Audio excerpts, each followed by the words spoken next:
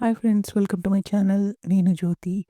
Friends, అల్లంతో చేసే రెసిపీస్‌లో అది కూడా మనకు ఆయుర్వేదంలో చెప్పిన రెసిపీస్‌లో అల్లం మురబ్బా ఒకటి. ఈ అల్లం మురబ్బాను ఫ్రెష్ అల్లంతో చేసినప్పుడు ఈ మురబ్బా తీసుకోవడం వల్ల మనకు వికారంగా ఉన్నప్పుడు గానీ, తల తిరుగుతున్నప్పుడు కానీ, పైత్యానికి కానీ ఈ ఈ అల్లం మురబ్బా అనేది చాలా మంచిగా పనిచేస్తుంది. ఈ రెసిపీని నేను మీకు ఈ వీడియోలో షేర్ చేయబోతున్నాను. ఈ వీడియో గనుక మీకు నచ్చితే లైక్ చేయండి, షేర్ చేయండి, సబ్స్క్రైబ్ చేసుకోండి. నా ఛానల్‌ని సపోర్ట్ చేయండి. ఈ వీడియోపై మీ అభిప్రాయాన్ని కామెంట్ చేయండి. ముందుగా అల్లాన్ని తీసుకొని నీళ్ళలో నానబెట్టుకొని, చెక్కు తీసేసి శుభ్రంగా కడిగేసుకొని, ఇలా చిన్న చిన్న ముక్కలుగా కట్ చేసుకొని, గ్రైండ్ చేసుకొని పెట్టుకోవాలి. పేస్ట్ లాగా చేసుకోవాలనమాట. ఇప్పుడు ఒక గిన్నె తీసుకొని దాంట్లోకి ఎంత అయితే మనకు పేస్ట్ వస్తుందో దానికి మూడింతలు బెల్లము, చక్కెర. ఇక్కడ మొత్తం బెల్లాన్ని యూజ్ చేయొచ్చు. లేకపోతే మొత్తం చక్కెర యూజ్ చేయొచ్చు. నేను 1 ½ గిన్నె బెల్లము, ఒక గిన్నె చక్కెర వాడుతున్నాను. దీంట్లో కొంచెం నీళ్ళు పోసేసి చెంచాతో ఒకసారి కలిపేసుకొని, ఈ బెల్లము, చక్కెర అనేది కరిగే వరకు బాగా కరిగించుకోవాలనమాట. ఒకసారి మిక్స్ చేసేసుకొని మూత పెట్టేసుకుంటే మనకు అల్లం, బెల్లం అనేది చూడండి ఇలా కరగడం మొదలవుతుంది.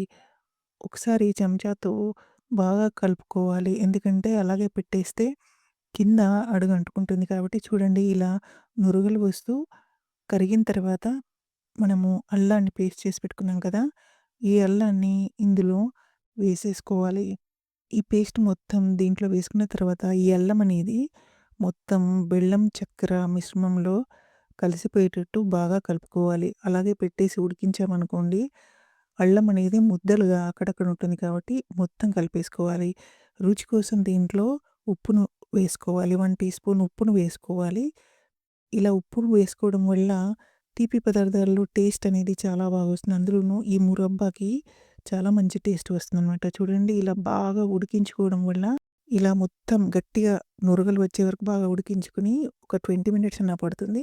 నీళ్ళల్లో కొంచెం ఇలా మిశ్రమాన్ని ఇలా వేసేసి ఇలా ముద్దలా చేసి ఇలా తిప్పినప్పుడు ఎటు అంటే అటు ఇది తిరిగినప్పుడు విడిపోకుండా మన మురబ్బా మిశ్రమం అనేది తయారైపోతుందనమాట. ఇప్పుడు ఏ ప్లేట్‌లో అయితే మనము వీటిని ఆరబెట్టాలనుకుంటున్నామో ఆ ప్లేట్‌లో కొంచెం నెయ్యి కానీ, నూనె కానీ వేసేసుకొని ఇలా మొత్తం రుద్దేసుకోవాలనమాట.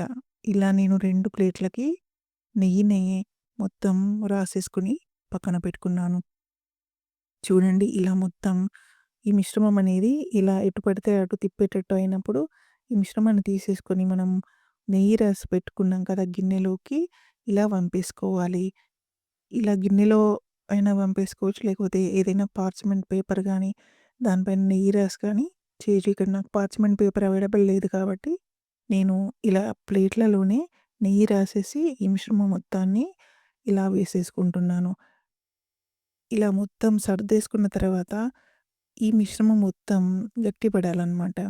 గట్టిపడినప్పుడే మనకు ముక్కలుగా కట్ చేసుకోవడానికి వీలవుతుంది. ఇలా చూడండి మొత్తము ఒకసారి ఇలా ట్యాప్ చేసుకుంటే లోపల బుడగలు రాకుండా ఉంటాయనమాట. ఇలా చూడండి కొంచెం గట్టిపడిన తర్వాతనే వీటికి మనం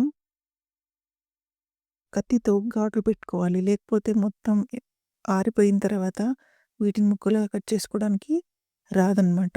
అంత ఈజీ కాదు కాబట్టి, ఇలా మనం ఘాట్లు పెట్టుకోవడం వల్ల మనము ఈ మిశ్రమం ఎండిపోయిన తర్వాత వీటిని ముక్కలుగా చేసుకోవడానికి వీలుంటుందనమాట. ఈ గిన్నెలలో కన్నా పార్చ్‌మెంట్ పేపర్ పైన చేస్తే మనకి ముక్కలనేది చాలా ఈజీగా వస్తాయి. నాకు పార్చ్‌మెంట్ పేపర్ అవైలబుల్ లేదు కాబట్టి ఇలా ప్లేట్‌లలో చేశాను. చూడండి ఇలా మనకు నచ్చిన షేప్స్‌లలో ఘాట్లు పెట్టుకొని వీటిని మొత్తం ఆరనివ్వాలి. అంటే ఎండిపోయి ముక్కలు కట్ చేసుకొని తీసుకునేటట్టు వీలుగా ఉండాలనమాట. ఇక్కడ నాకు ఒక 3 గంటలు పట్టింది ఇవి ఆరిపోవడానికి. చూడండి ఇలా పీస్ తీసేస్తే ఎంత చక్కగా వచ్చిందో. మనకు